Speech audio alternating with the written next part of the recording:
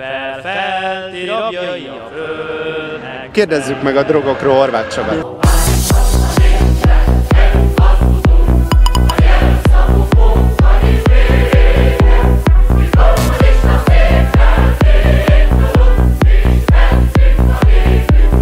Azt mondták, hogy Kádár idejében nem volt drogozás. Hát dehogy nem.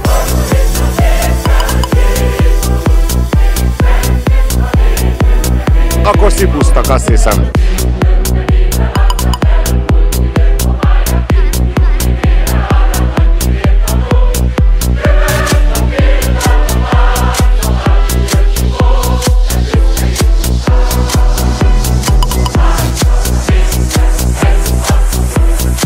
A szociális munkásoknak és a drogosoknak ez a természetes.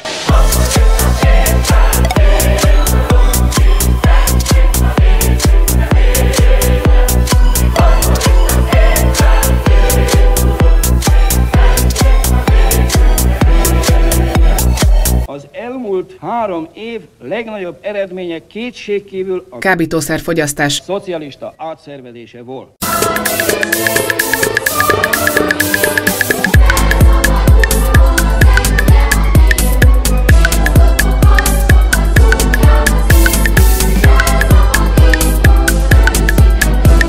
És akkor ott fogják látni ezeket a kábítószerrel összeszurkált, rézengő, emberformájú kísérteteket és a legfeketebb nyomort. Szóval mióta szívott te ezt a biófüvet?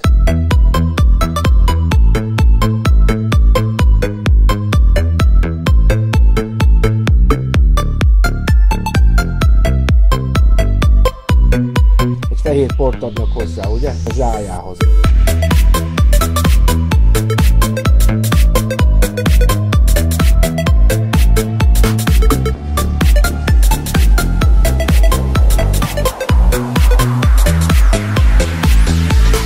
A központi bizottság jelentheti a pártnak, és a párt a magyar dolgozó népnek. Mondja, a herbált a szegények drogjának is nevezik.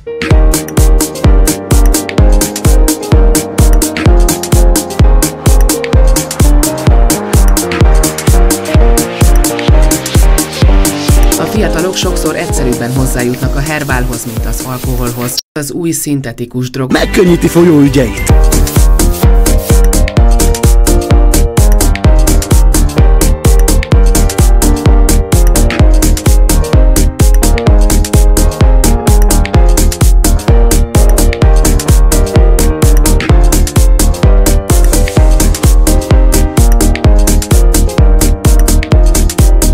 A szovjet munkatáborokban Lövik magukat a drogfüggők.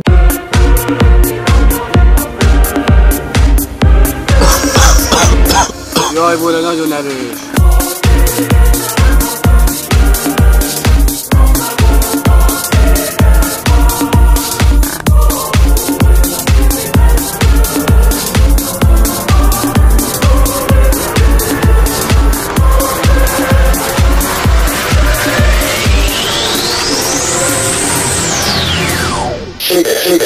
Heroin csempészé váltam a Szovjetunióban.